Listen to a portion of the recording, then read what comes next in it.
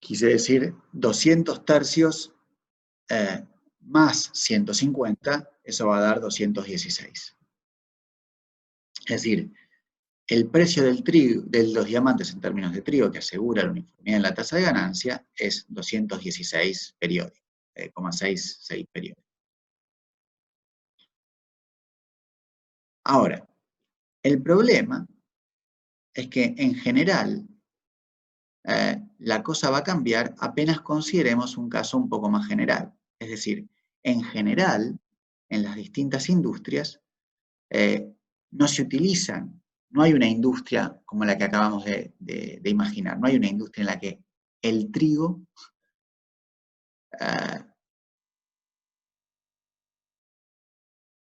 se utilice como insumo para producir trigo y que el trigo solamente en su propia producción utilice trigo.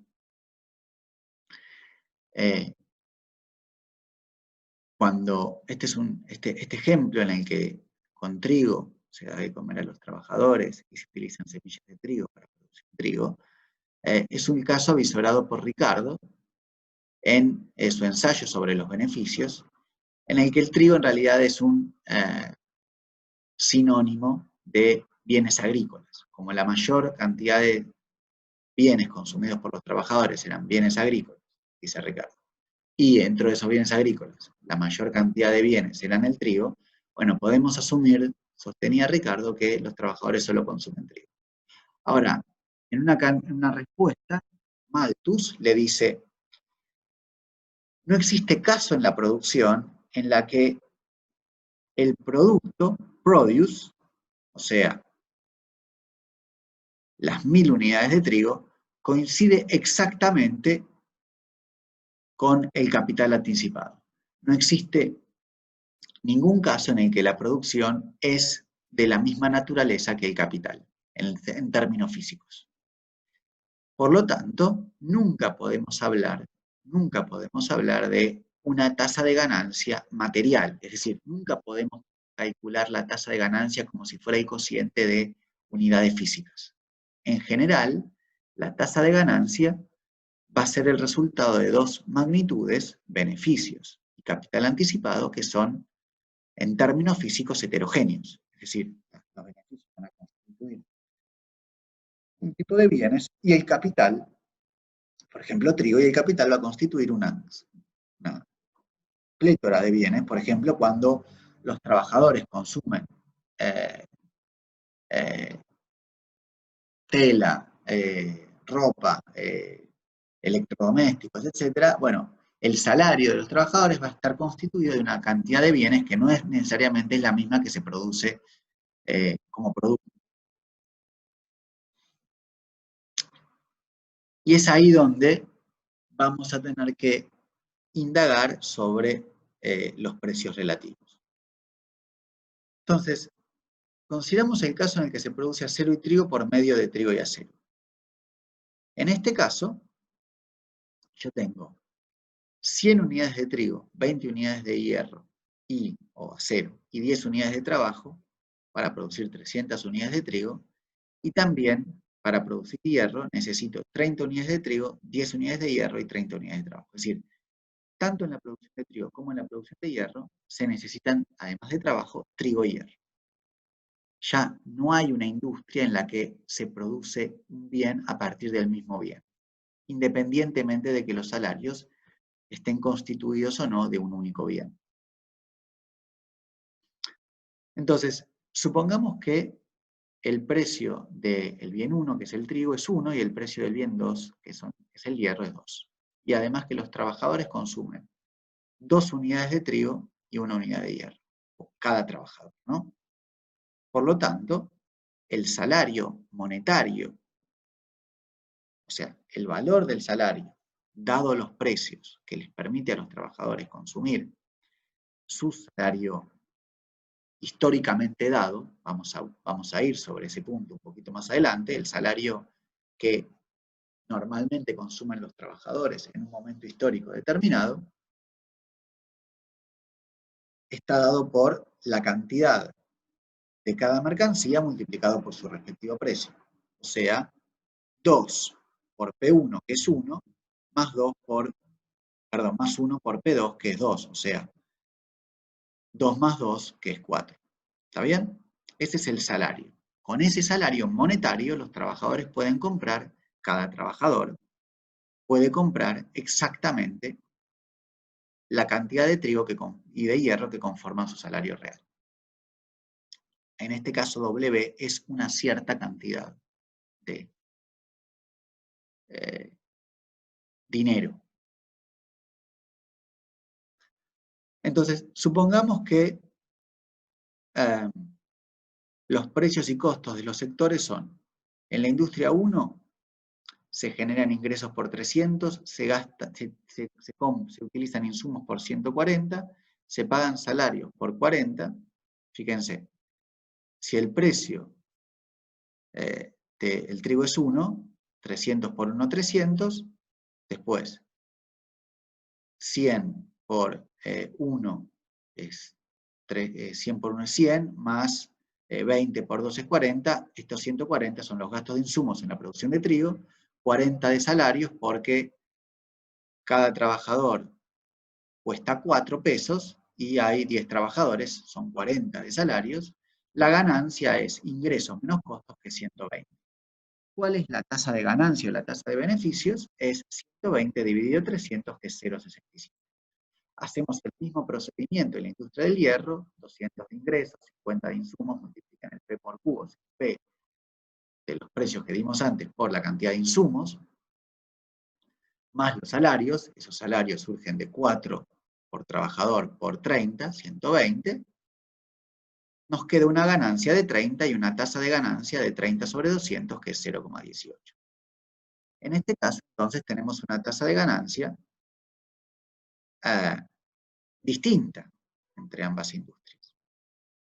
Y esa situación para los clásicos no es una situación que tenga persistencia, es decir, esos precios, sobre la base en la que se calcularon ingresos, costos de insumos, salarios y ganancias, no puede tener persistencia. De hecho, los valores, los precios los saqué de la galera, digamos, cualquier precio.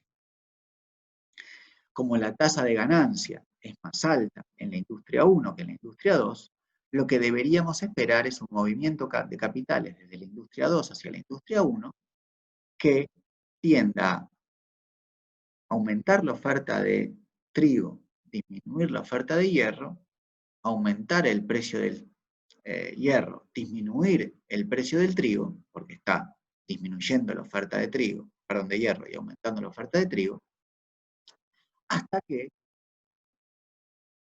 los ingresos caigan lo suficiente para que la tasa de en el primero y suban lo suficiente en el segundo para que las tasas de ganancia se igualen.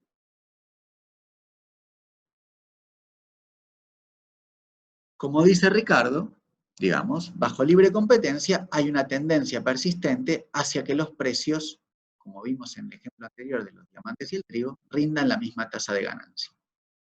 Es decir, dice Ricardo, no debe suponerse que negamos las desviaciones accidentales y temporales que registran los precios reales o de mercado de los bienes. Es decir, los precios que observamos no tienen por qué coincidir con los precios que rinden una tasa uniforme de ganancia. Pero al aumentar o disminuir el precio, es decir, cuando tenemos precios arbitrarios, las utilidades se elevan por encima o se reducen por debajo de su respectivo nivel general, que es lo que vimos en el ejemplo anterior. Y el capital o bien resulta estimulado a participar en el empleo particular donde ocurrió la variación, o se le previene que deba abandonar dicho empleo. Es decir, el capital se va a desplazar de una rama a otra, el capital se va a desplazar de una rama a otra, de forma tal de variar los precios y se va a desplazar hasta que las tasas de ganancia que rinden los distintos sectores productivos, es decir, la cantidad de dinero que yo obtengo por unidad de capital invertido, o sea, por peso invertido, la cantidad de dinero que obtengo va a ser la misma en todas las industrias. ¿Qué particularidad tienen esos precios? Son precios que, además de cubrir los costos de insumos y salarios, permiten obtener al capitalista su retribución normal, su tasa de ganancia normal. Por eso esos precios son conocidos como precios de producción, porque son los precios que permiten reproducir la mercancía, es decir, son los precios que generan una ganancia normal de forma tal de que inducen al productor a seguir produciendo la misma mercancía regularmente, o precios normales. Son los precios que normalmente esperamos observar en el mercado. A diferencia de los precios accidentales o los precios de mercado, no están condicionados por factores accidentales, están condicionados, determinados por factores persistentes. De los precios de mercado, de los precios que observamos en el mercado, solo podemos predecir la dirección de la divergencia con los precios normales, pero no podemos predecir, no vamos a poder predecir los precios el valor de esos precios accidentales o de mercado. Los precios accidentales están influidos, condicionados por tanta cantidad de factores que es imposible determinarlos. Es imposible dar una determinación de esos precios. Pero como de todas maneras, esos precios accidentales o de mercado, los que observamos en el mercado, cambian rápidamente y sobre un periodo de tiempo, por la competencia de capitales, tienden al valor de los precios normales, su determinación es un tanto inútil. Lo único que nos interesa determinar para entender hacia dónde se mueven los precios que observamos son los precios normales, que constituyen lo que Smith llama un centro de gravitación de los precios efectivos u observados o de mercado. Los precios de mercado gravitan, se mueven en torno a, por acción de la competencia, los precios normales o precios de producción. Entonces, lo que tenemos escrito aquí son las ecuaciones de precio de los precios normales y son los precios, como les dije, P1 y P2, que rinden una tasa normal de ganancia.